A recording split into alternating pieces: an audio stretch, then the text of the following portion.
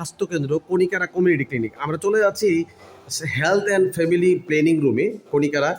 দেখেন আমরা স্বাস্থ্য সহকারী রুমে চলে যাচ্ছি, যে এখানে ঈদের পরেও তারা কাজ নিজের ইয়াতেই কাজ শুরু করছেন সকাল থেকে। আপনারা এখানে কী কী সেবা দিয়ে থাকেন, এখন কী সেবা দিচ্ছেন? আসসালামু আলাইকুম, আমি একজন স্বাস্থ্য সহকারী। এখানে 0 থেকে 15 মাস পর্যন্ত শিশুদেরকে সেবা দেওয়া হয়, গর্ভবতী এবং কিশোরীদেরকে সেবা দেওয়া হয়।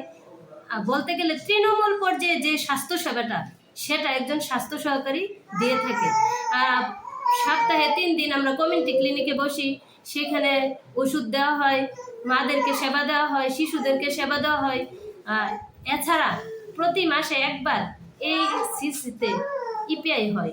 সেই ইপিআই এ মাদেরকে কাউন্সিলিংয়ের মাধ্যমে মাতৃত্বকালীন কীভাবে নিজেদের সেবা নেবে সেই বিষয়ে বলা হয়, এবং মাদের গর্ভাবস্থায় কিভাবে চলতে হবে সবকিছুই তৃণমূল পর্যায়ে স্বাস্থ্য সেবাটাই একজন স্বাস্থ্য সহকারী মাদেরকে দিয়ে থাকে, শিশুদেরকে দিয়ে থাকে। ধন্যবাদ। এখন ইপিআই এর মাধ্যমে শিশুদেরকে বিসিজি টিকাটা, যেটা একটা টেকনিক্যাল কাজ, সেই কাজটা একজন স্বাস্থ্য সহকারী করে থাকে। শুক্রিয়া যে কমিউনিটি কণিকারা কমিউনিটি ক্লিনিকে যে এত সুন্দর ব্যবস্থা আগে চোখে পড়ে নাই, দেখি নাই।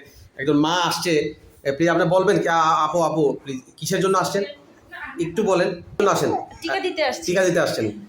মা তার সন্তানকে টিকা দেওয়ার জন্য, মাশাআল্লাহ, টিকা দেওয়ার জন্য কিসের টিকা দিতে আসছে?